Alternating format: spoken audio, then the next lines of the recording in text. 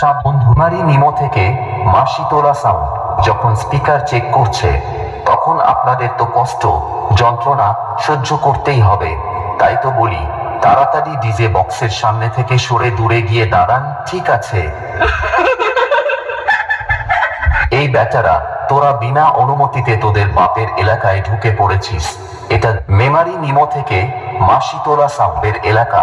এখান থেকে তাড়াতাড়ি পালা, না হলে মা শীতলা সাউন্ড এমন বেশ মারবে, তোদের কোমরের নিচে ফাঁক হয়ে যাবে, আর হাওড়ার ব্রিজের মতো শুধু হাওয়া খেলবে।